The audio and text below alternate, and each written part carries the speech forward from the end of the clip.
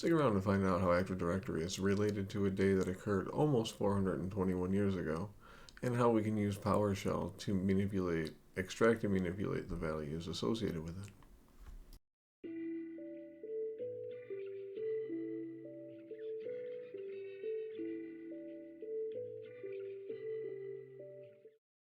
Okay, we'll be working with Active Directory in this video, so go ahead and just do a little overview of Active Directory. We can access it through the Start menu by typing DSA, or we can type dsa.msc from PowerShell, and it'll bring up the Active Directory users and computers module. We just have a few basic users inside our learn.things domain, users folder. We have an administrator, test user, and our DDS learning tutorial account. That's the one we'll basically be working with in this tutorial. So here we can get some properties of the users in an AD environment with the get AD user. And we'll just go ahead and grab the administrator properties. So that's only a few of them. We can expand on that and can press up to get to our command again. Then we can add the properties flag and say all, putting a star at that. And that gives us a much larger amount of output, many more values. There are even more than this that are stored in the directory for each object, whether it's a user, a computer, or a group. But a couple of these that we're concerned with, and the one we'll be dealing with, and the very weird value here, password last set. Doesn't look like any kind of date or a time format that is typical in these things, so we'll go ahead and take a look at that. But before we do that, we can take a look at what this value looks like in the user's object if we turn on advanced features there, and then right click and go to properties. We can go to the attribute editor and type in the letter P and go to password last set. And this actually does show a regular time format that we might be more familiar with. But if you double click on it, it actually does show that value. So what gives? And what is that all about? Well, we'll go ahead and take a look at that in just a moment. Okay, so we'll go ahead and open up Chrome and search for Active Directory PWD last set. Oh, nope, not that. PWD last set. There we go. And we will search for the Microsoft page. It states that this is a attribute that sets or that displays the date and time that the account was last changed. The value is stored as a large integer that represents the amount of 100 nanosecond intervals since January 1st, 1601. So that is the big long value that we see. Now we'll go ahead and take a look at how we can work with it and use it to retrieve the next time the password needs to be reset. Okay, so we'll get started. The first thing we've done is gone into our PowerShell directory and created an example scripts folder. Then we created a file called example01.ps1, opened Visual Studio Code, and from that directory, and here we are in our file. We got a lot to do, so we'll go ahead and get started. All right, the first thing we'll need to do is create a variable to hold a username. We'll just call this one uname. We'll set that equal to the command read host as we have in previous videos. And we'll set that with a prompt. We'll just give it a basic prompt here. We might be a little more elaborate if anybody else was going to use this, so you might consider, adding some extra checking here. We're not going to do a while loop to make sure we get valid input or anything, but you might want to consider that if it's necessary. This is just for demonstration purposes, so we'll just go ahead and continue. We'll create our write output with an empty line. That way we get some space between the prompt and the output. And we can go ahead and we'll use a command called getAdUser here, and that command will pass a filter, and we'll search on the display name. If we take a look in AD at what the display name field looks like and maybe who has one, we'll see that the DDS Learning account has one and the other account does not, or the administrator account does not, so we'll just use the DDS account going forward here. And so we will say get AD user. We'll store that in a variable because we're just going to get the time. So we'll store that in a variable $T, and that'll set that equal to get AD user. And that has a couple of parameters that it needs. One of them is a filter. So this will be what users, or what we can choose many other types of fields to search based off of. And we haven't got, we haven't done too much on filters, but we can do more later if you'd like to. Let's go ahead and leave a comment below if you'd like to see some more on filters, but we'll just leave this at this. It's just filter, display name equal to the username that we get from the user of our application.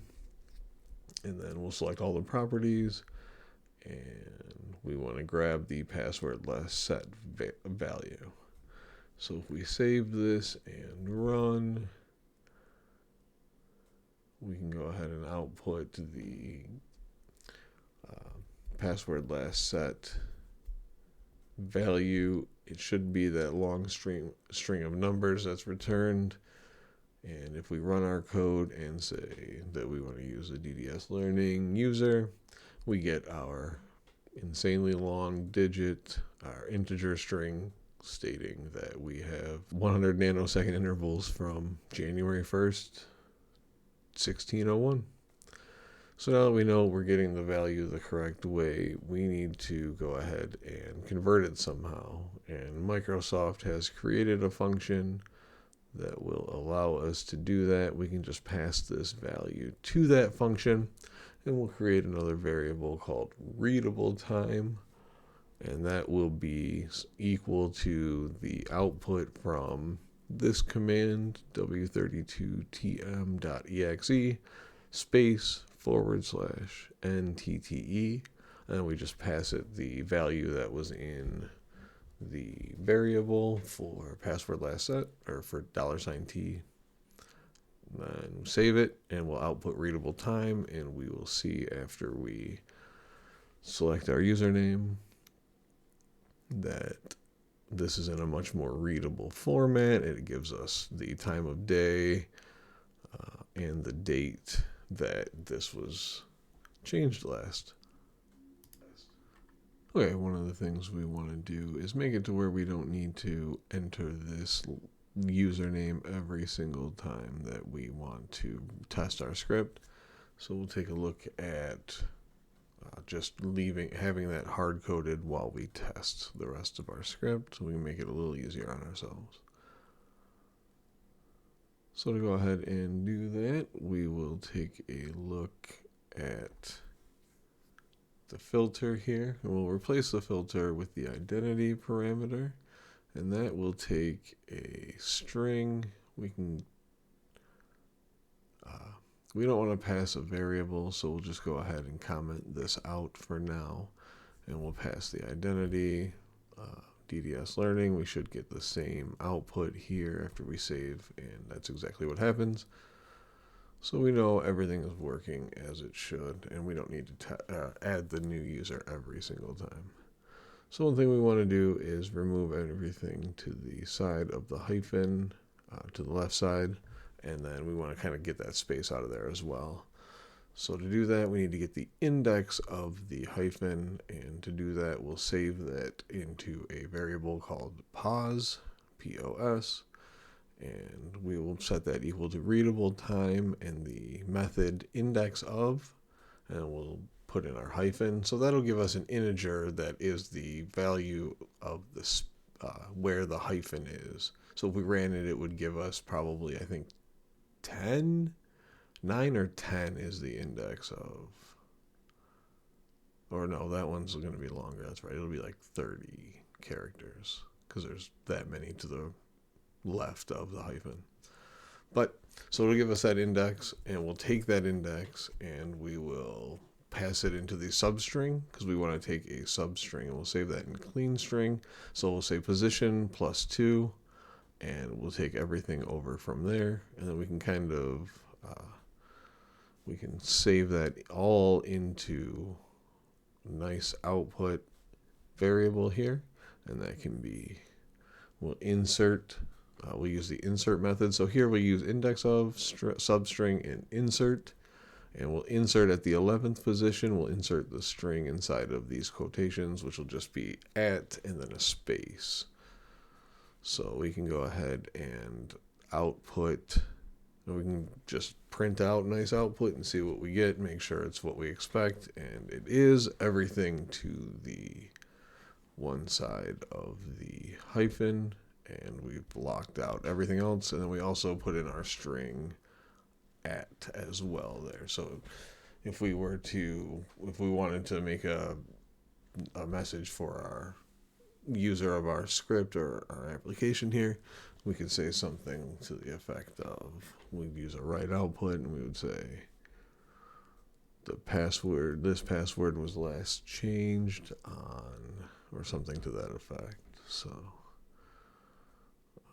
password was changed last on, and that'll show us the output the same way. It'll give us the date, and so this password was changed last on, and that gives us the date and our string that we put in there. So that's working as it should. Now we'll go ahead and set a sleep timer here just to provide some break in the output. If we had a bunch, this script won't have a bunch of output, but if we wanted to use it, and just for demonstration purposes, we'll throw it in here, system.threading.thread inside of brackets, and then there's 2 colons, sleep, and then anything inside of these parentheses will be the time that it'll sleep for. So if we had 1800 in here, it'd be 1.8 seconds. It's in milliseconds. We'll switch that to 1.5 seconds. And the next thing we'll want to do is we'll get the value of today's date in the get date command and store it in today. And then we need to take the output from our clean string above and grab the just the date. We don't want anything but the first portion of the output. I believe we'll need clean string for that. No. Maybe we should take nice output. Let's grab nice output, and we'll take a substring of the nice output variable here. And we want just the first characters, so enough to grab just the date portion of that, because we want to convert that over. So I think we'll grab the first 9 characters starting at 0, and then we'll output this to see what it gets us. Apologize for the errors there with clearing out the screen. Will be saved, and we'll run our script, and should output. Okay, so we're not getting the entire date here. Looks like we're going to want to grab the first 10 characters. We're going to want to grab 10 characters starting at 0. And if we do that, then we do get our entire date there. All right. Now what we'll want to do is convert the output there, the value that's stored inside new time format or new time output. We'll want to convert that over to a date time so we can add some days to it. And we can do that by specifying the date type. We'll just name this date type variable, or name this variable date type, I should say. And we cast variables to other types in PowerShell by specifying the type before it, and then we'll take our new time output and we'll look at, or we'll just convert it over. We can look at the types before and after we do that, and see that they are different. We can save this real quick, run our script, and we'll see the types come out. And they are both strings because we actually need to switch the second one to the date type variable and not new time output. So after we convert date type or to the date time type, we can run this again and we'll see that one of them is a string and one of them is a date time type. And with that date time type, we've looked in the past at the methods available, and one of them is an add days method. So we can use that to create we can add days to our date type variable. Right, we'll set up. Yep. So we'll add days, and in this case, this will be a 90, we'll assume a 90-day policy here, but if yours was 45 or 60, you would just go ahead and modify this number here to account for whatever that is. But we'll go ahead and just keep it at 90 for now, and then we need to figure out how many days are left by... we'll create a variable called left until change, and we'll subtract the change on minus today's date. And that'll give us we'll go ahead and move that over to a string so we can put it out, or we can output. So we'll say, we'll convert this to string. And then we will take a look at,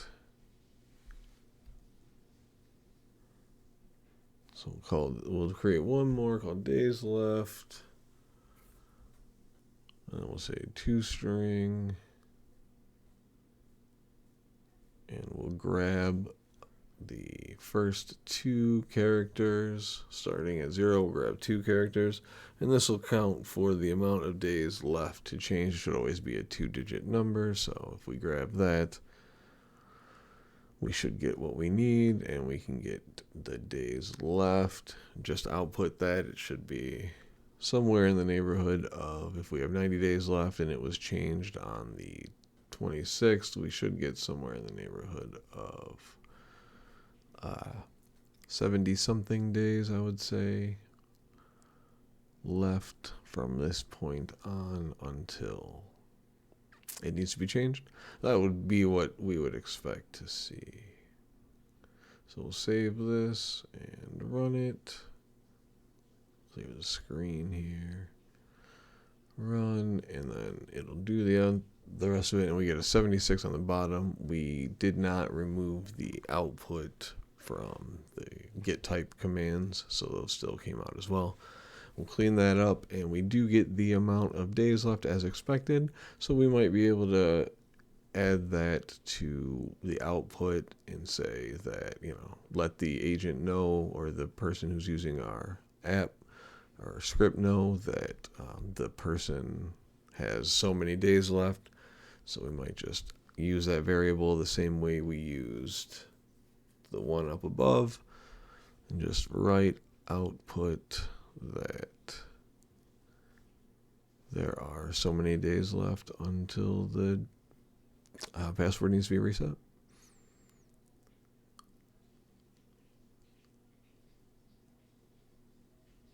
And we'll check out. We'll go ahead and save that and run it and see what that looks like now that we've gotten rid of the unnecessary output there. Tidy this up a little bit. Save and run. We see that the password was last changed on and that they have 76 until what is. So we forgot to add days. So we'll add 76 days to this. There we go, days, and then save and run, and it'll output a much more legible and understandable sentence. And as we see, when we run the script again, that's exactly what we get there. The sentences are as we would expect. This can be tacked on to another script or used as a function.